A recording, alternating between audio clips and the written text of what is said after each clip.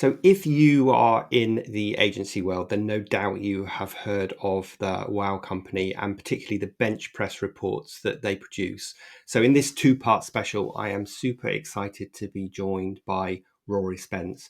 Now, Rory loves helping ambitious agency owners who want to grow more profitably and sustainably. And he's helped thousands of agencies across the UK, advising them on pricing strategies, project management, and financial processes, all focused on helping them increase their profits, which is music to my ears and will be music to yours as well. So I'm super excited to jump in all things pricing and profits with Rory today. Accelerate your agency's profitable growth with tools, tips, and value-added interviews with your host, agency owner and coach, Rob DaCosta.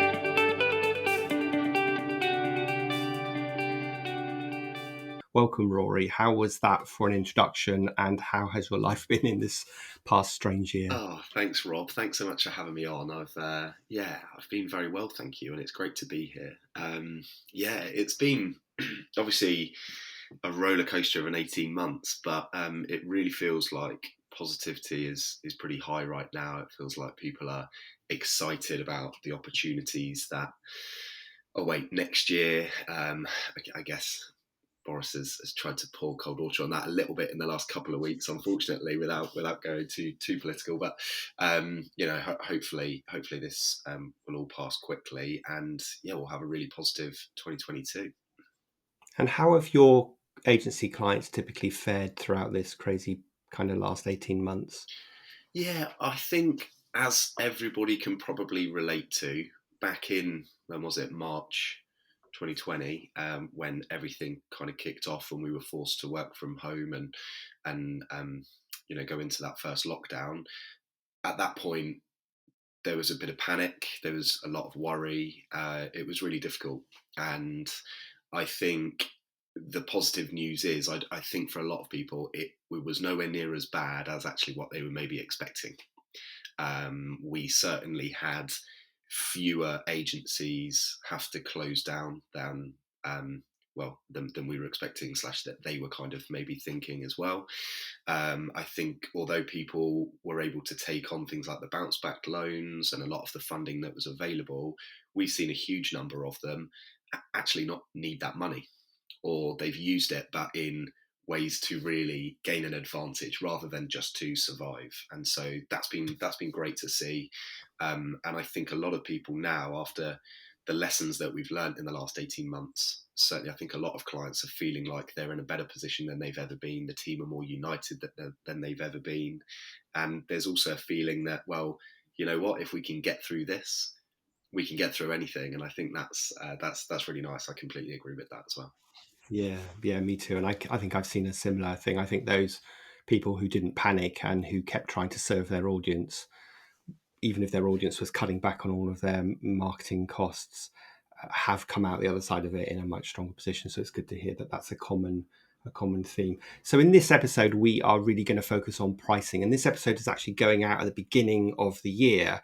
So that is a fantastic time for agencies to be thinking about reviewing their prices. And I'm always encouraging my clients to put up their prices when they can. So let's start with that question. Should we be reviewing our prices every year?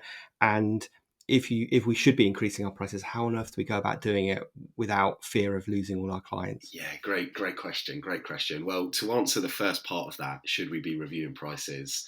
I think the answer, without doubt, is yes, without doubt. Now, what a lot of agencies have done is not increase their prices in the last 18 months. And I can see why. I'm not necessarily saying I agree 100% with that. However, I can absolutely see why. And I think there was certainly a sensitivity around the timing of that. Obviously, for some agencies, those that, for example, worked in e-commerce, actually their clients were booming, and hopefully they did see that as an opportunity to increase prices. However, other agencies who have had it tough and have had to sort of stick by their clients, actually, I would completely understand why you would decide against increasing prices. What I'd add to that, though, and what I'd say, not just in the 18 months we've had, but really in business in general, everything is getting more expensive, right? Your staff don't turn around at the end of the year and say, you know what, actually, I think I might take a pay cut this year. Do you think we could organise that? They're all asking for pay rises. Rent is going up. General costs of business are going up. Cost of living is going up. And therefore, if you're not increasing your prices, you are squeezing your own profit margin. It is quite simple that that's what's going to happen, because your prices, your costs will be going up. So 100% you should be thinking about doing that. I completely agree, Rob. This January is the perfect time to be doing that. Start of the year. Got people take that as a fresh approach, right? Fresh year. What should we be doing? I think it's a great opportunity to do that.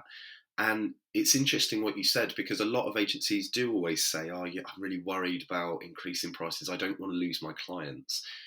I'm a really big believer that there is a way you can craft this conversation where it is almost impossible for you to lose from it. And to really dive into that, I think it's in this specific phrase that you can use. So when thinking about increasing your prices, and I'm sure we'll come back to this, Rob, maybe in more detail, but the logical place is often to start with your new clients. When you're pitching for new work, that's a great opportunity to increase prices. But don't forget about those existing clients. What you can do, how you can structure this conversation, is you can actually go back to them and say, "Hey, look, wanted to have a conversation with you because when we first started working with you, you were down at this level in terms of an hourly rate or a day rate.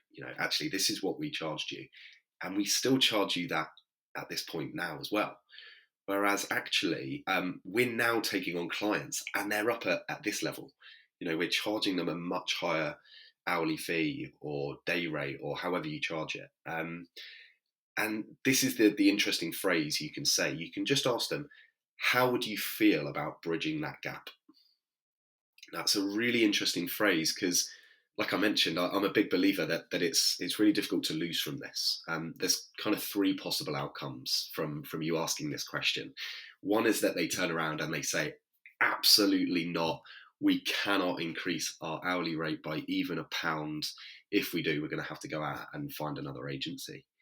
And at least then you know where they stand and you can react to that. And your reaction might be, okay, well, you know what?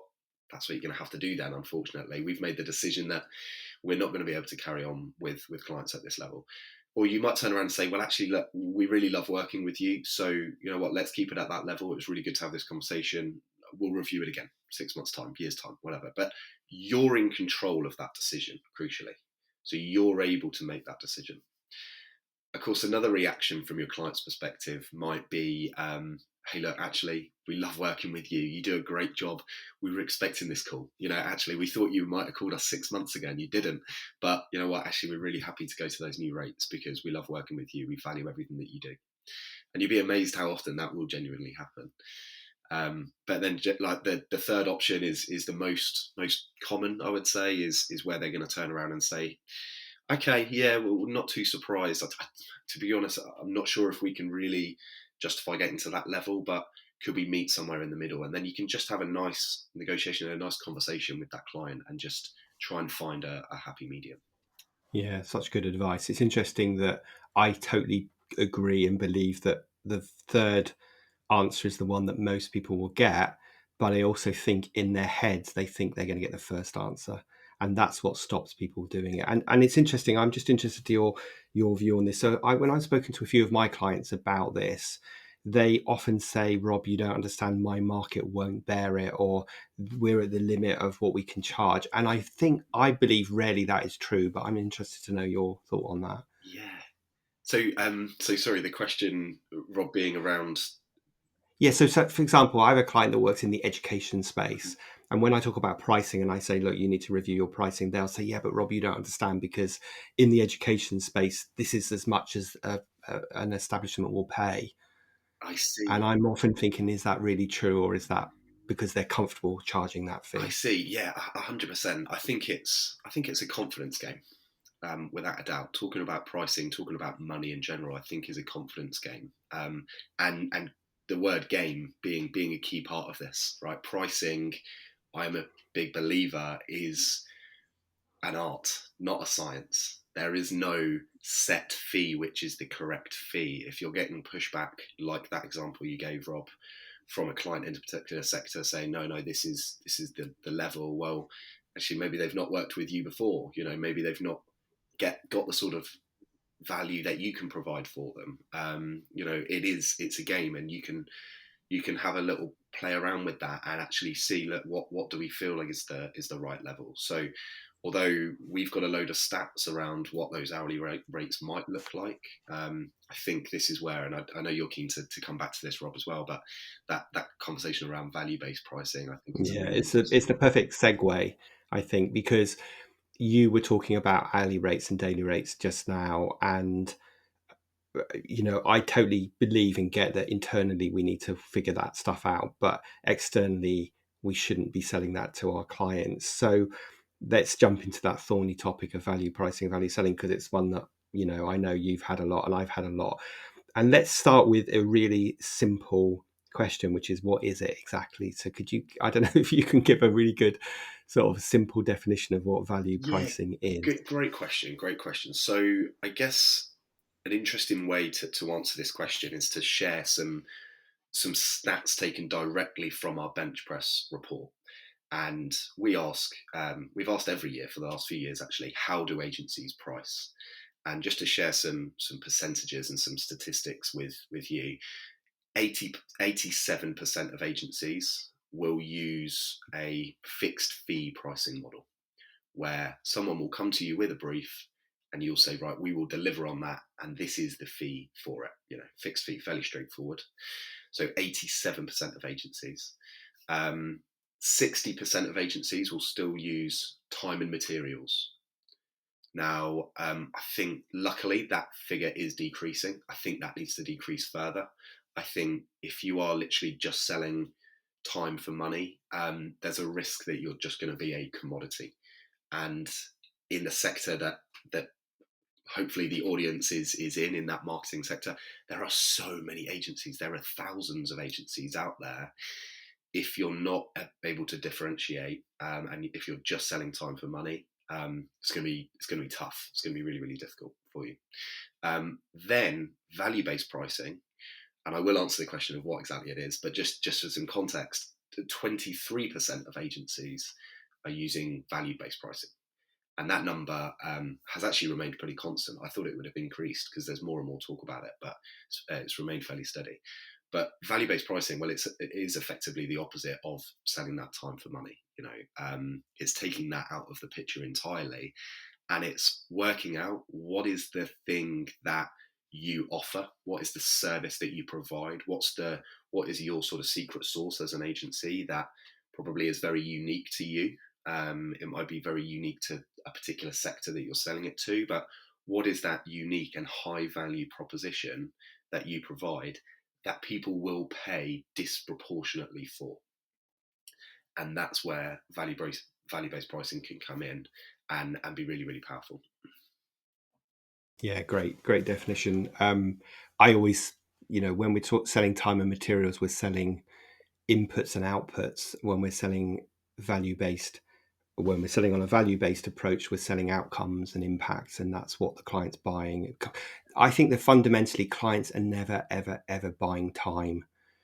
They might think they are, and there's a couple of flaws with that. One is that when you sell time, it assumes that the client has some expertise in what you do, because if you sell time, especially if you report on time, and they start questioning, why did it take half a day to write this press release or to set up this digital campaign, and it assumes that they understand how long something should take.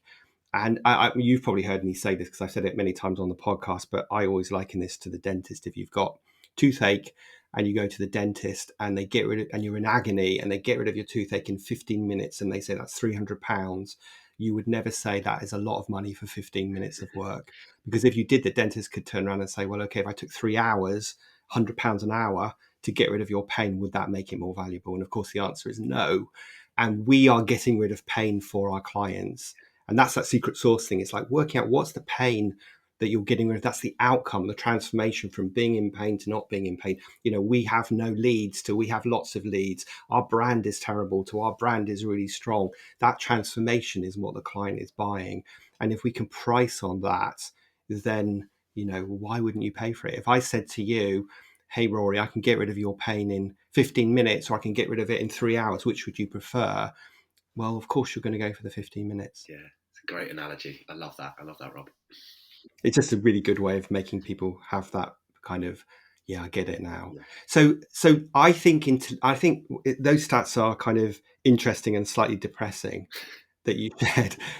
I think people understand intellectually the concepts of value pricing, but I don't think they know how to implement it in a Mhm. real way. So if I were a client that had traditionally reported on tasks and time, and I totally bought into this moving to a value based approach, and I wanted to transition a client or even quote a new prospect, how would I go about it? What would the proposal look like, and how would you put the scope of work and the timelines and all that stuff together if you're just focusing on the value approach? Yeah, great question. So I think there's two parts to this. If you are an agency owner and you're thinking of moving into value-based pricing, the very first thing that you need to do is ask yourself two questions. And those two questions are, what can I be the best in the world at? And who can I be the best in the world at providing it for? So, obviously, the idea being here, how much can you specialize in terms of the services that you provide or specific service that you provide? Okay, so it doesn't necessarily have to be we're the best in the world at all five of these services that we offer. You might go that thing there, and it's often going to be more on the strategy side of things. Going back to that sort of term, like commodity. If you're providing a sort of straightforward service, that's not going to quite be it. It's going to be that strategy. It's going to be that advisory element. Um, so what could you be the best in the world at there?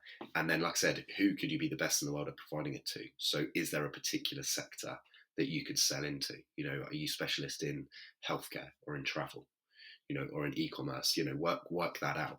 And I think if you can answer both those questions, or even just one to begin with, to be perfectly honest, I mean, both is the ideal, but if you can answer one of those questions, that at least gives you a direction to go in. And that's where your focus should be when looking at value-based pricing. So that, without doubt, is the best place to start.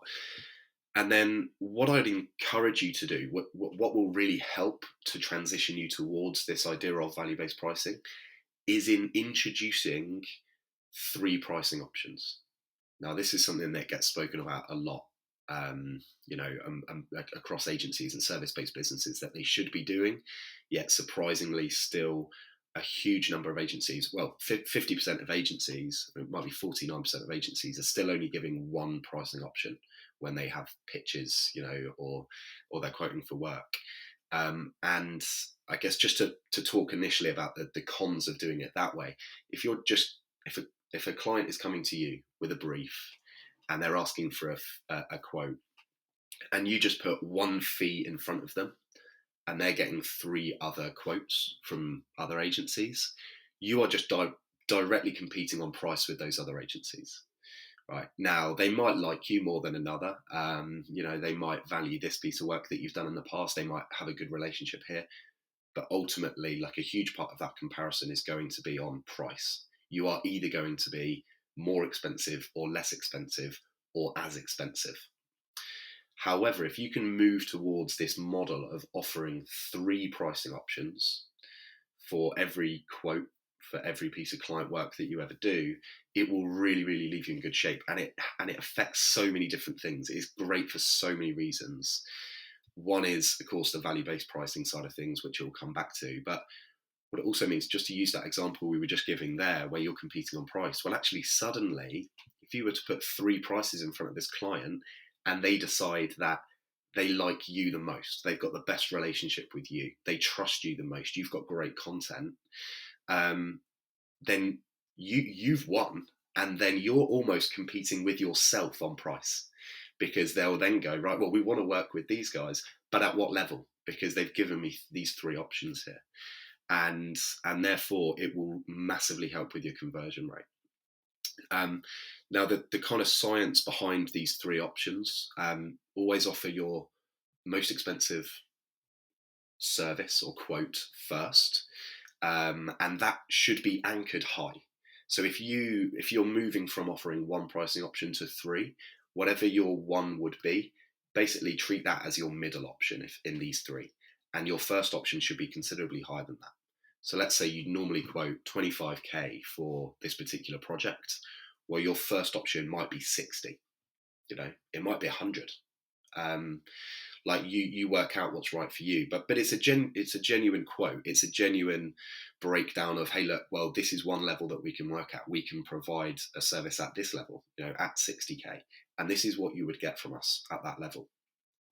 You can then say, right, your second option here is this 25k option, which would have been the only one that you'd put in front of them. Hey, look, it directly answers your brief. It does everything that you need from us. However, you wouldn't get this additional extra that you didn't mention, but I kind of put in that first quote. And also, you'd have to sacrifice this.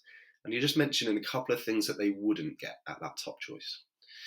And then you're able to offer a third option as well. This one might be 15k, so it's a little bit lower. And hey, look, well, it maybe just about answers the brief. There might be a couple of things that are missing, but at least you're giving them that kind of option. So what you will find is most clients will go for that second choice. That's going to be the standard. But what you'll be really fascinated by is actually there'll be people that are really intrigued by this top option. Now, again, just to go back to the science of that, the reason people will often go for that second option is you've anchored the price high by giving that first quote at 60k. They've heard 60k and gone, oh, wow, okay, it's more than we thought. And then, well, if you only take these few bits out, actually, you could work with us at 25k. That suddenly feels like really good value, and that's the logic behind it. But what it will also, and that, like I said, I guess to go back to answering your question directly, Rob, in terms of value-based pricing, I think that's a really good way to start looking at this. So these three options are not going to be based on 60k's worth of time, 25k's worth of time, and 15k's worth of time. It's going to be based on, this is what we will deliver at those levels. This is the service that you're going to get from us. This is what we can try and deliver for you at each of those levels. So it's a really good way of engaging that Yeah, conversation. love that. And I use that story a lot. And in fact, I read, just to kind of highlight how anchoring really works, I read this article years ago that I often cite. I'm sure I've kind of got it slightly wrong, but there was this group that was at a workshop, and they were split into they were put into two separate rooms. And the first room, they were said, you've got 15 minutes. What do you think the typical hourly rate of an agency is? And in the second room, the tutor said, ABC Design Limited charges an hourly rate of £150 an hour. What do you think the typical average hourly rate is of agencies in the UK? And the first group came back at, I don't know, £80 an hour, and the second group came back at £120 an hour. And that is a perfect example of anchoring to set that high point and then come up with an average. So I think that sort of highlights the point. And I can't really understand why people wouldn't use this three pricing price. It's something I tell my clients to do all the time. Right? It's a great piece of advice. And actually, listeners, if you take nothing else away from today's episode, then that piece of advice from Rory is a really good, really easy to implement. And just think that the middle price is the price you really want them to pay, and the anchor point is the all singing, all dancing. What would be the most perfect sort of offer that you could give them? Just talk. So the clients bought into that. Do you agree with me that internally we still have to break those projects down into hours and assign work to different people? It can be useful. I think there's no right and wrong way here. Yeah. So I think internally, you work off how your team will operate best. Some of them, if they've always tracked time and tracked hours, like we'll need that. We'll need that gauge of, hey, look, by the way, we're estimating you're going to be spending 10 hours on this, and that gives them a good gauge to work towards. But I think, like, ultimately there's a world where we can move away from that, and longer term, it can be the team are also focused on the output and the deliverable, and this is what we need to achieve. And when we've achieved it, we've achieved it. Going back to your dentist example, it's a really good one. So I think, I think certainly, I guess my strong view on this is we've had clients before come to us saying, well, we've stopped charging by time, but now my team is struggling. Well, there's definitely, that's two separate things: charging by time externally and then tracking time internally, completely unrelated, in my opinion. You can definitely Yeah, do me one or too. the other. And if so, I'm putting you on the spot here a bit. If because I'm a total believer in that, I think in order to evaluate efficiency and capacity, well, let me ask you the question rather than me saying, if you don't use time tracking internally, how do you measure efficiency and capacity of your team? How do you square the circle of a team member saying, "Oh my God, I'm really stressed," but then you look at the amount of billable work they're doing, and it doesn't really equate to the fact that they should be stressed. So how do you monitor and measure that? Yeah, it's a really good question, and it's a really tricky one. So that is obviously a huge benefit of time tracking. Actually, you can see this in black and white, as long as the team are engaged in doing it accurately, of course. And so yeah, if this is something you're concerned about, time tracking is definitely the way to go. Um, I guess to give like a counter to that, if you're in a position where you're thinking, no, I definitely don't want to be using time tracking, we've tried it before, team can't get on board with it, it's not an option for us. Think a really powerful way to track the performance of the agency, but also to get a gauge for, are we over or underutilized, is to track your gross profit margin, and specifically tracking gross profit margin in the correct and the most powerful way. So a lot of agencies will still not track gross profit in the most meaningful way. And to quickly explain why I think that is, a lot of agencies will put their staff costs, their basically their salaries, pensions, in the overheads of the business. Well, actually, you're service-based businesses. So the greatest cost to you delivering on a project or for a client is in the cost of that team. And therefore, I'm a big believer you should be having those costs, including any freelancers that you're working with, above your gross profit line in your direct costs, or cost of goods sold, as they're often referred to as well. And if you can calculate it in that way, so still got all of your turnover, income, take away any direct costs you've got, including billable staff salaries, billable freelancers, that's going to give you a really meaningful gross profit figure. And then crucially, you can take that gross profit figure, you can divide it by your turnover, and it will give you a margin. If you are struggling with that calculation, please reach out to me and give me a shout, because I can help you with this really easily. But basically, that should kick out something around probably the 45% mark. The average in the UK, to give you context, is 44%. The I think 50% is the place to really be aiming for. However, those top performing agencies, those, to go back to our earlier point around those that are the best in the world at providing something, are really niche in terms of who they provide it for, they will be up at around the 60% plus mark. And so I think that can be a really good measure to be able to look at, actually, how am I performing against other agencies?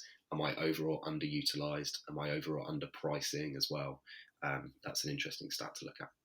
Yeah, that is so good. I mean, you've kind of answered my last question, which is what was the typical kind of margins that people should be working towards.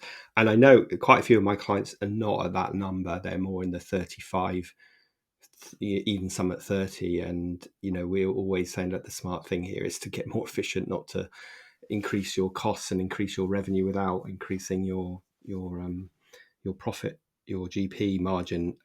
So I think everyone should take stock of that. And it's interesting, personally, for me, this conversation, because I'm working with a client on this at the moment, and they work out their GP in a really strange way. They put their staff costs in one area and their freelance costs in another, and like they really should be in the same category, and they should be considered the same, because otherwise you're getting a kind of false reading of what your costs are in the Yeah. agency. I just want to touch one last thing to kind of circle back to the point you were talking about, where you were saying, ask those two questions about what can you be the best at the world at and who can you do it for. It's a really big cheerleading message for having a clear niche, which is, I guess, sort of two of my big hobby horses are value pricing and having a clear niche. And sometimes people are resistant about both of those. But when you have a clear niche, it becomes so much easier to understand who you are doing the work for, understand why you can be better, and get your GP margins up towards that 45-50% Mhm. goal, which would be a great target to hit. Yeah. Completely Good. agree. Do you have any other sort of final words of wisdom around this whole pricing topic? I know we could talk for hours, but I'm always conscious of trying to keep these to 30 minutes. But Yeah, any other final words of wisdom for our of listeners? course. I think, like you alluded to earlier, Rob, my number one tip, if you took one thing away from this session, would be the encouragement to moving towards offering 3 pricing options. The difference that has made to clients is just immense. Again, I think to reiterate something I did mention earlier, like pricing is an art, not a science. So as much as there's dozens and dozens of stats that we've got from various benchmarking reports over the years, actually don't get too obsessed with the numbers and how you compare to an average. I think it's a nice gauge to have. Have a look at that and go, are we massively undercharging? Okay, well there's an encouragement to actually increase prices. Are we about right? Okay, great, but that doesn't mean to sit back. That means, okay, it feels like we're good where we are. However, as with every year, we should be reviewing this. We should be having these conversations with our clients. We should be looking at where are there opportunities to increase fees and therefore increase margins. Great, good advice. And I will make sure that we include the links to the benchmark reports in the show notes. And interestingly enough, in our part 2 of this interview series, Roy and I are going to be talking about regional differences. And I know that the WOW Agency has just started producing some reports about different regions. So we'll be sharing that in the next episode. So make sure that you look out for that. But Roy, thanks so much for joining me today. I know that our listeners will have got a ton of useful insights from this, because I have, and I've made a bunch of notes of things I need to do. And I really like that where you talked about bridging the gap on pricing, because I'm going through the same thing myself. I've got some legacy clients that I haven't increased my prices for a long time. And when I do, I'm sure they're going to say, Rob, we've been waiting for you to do this, even though I run that fear of them, saying they don't want to work with me. But so we're all there. I found that really useful. I know our listeners. So thanks so much for joining me today. Absolute pleasure. Thank you for having me, Rob.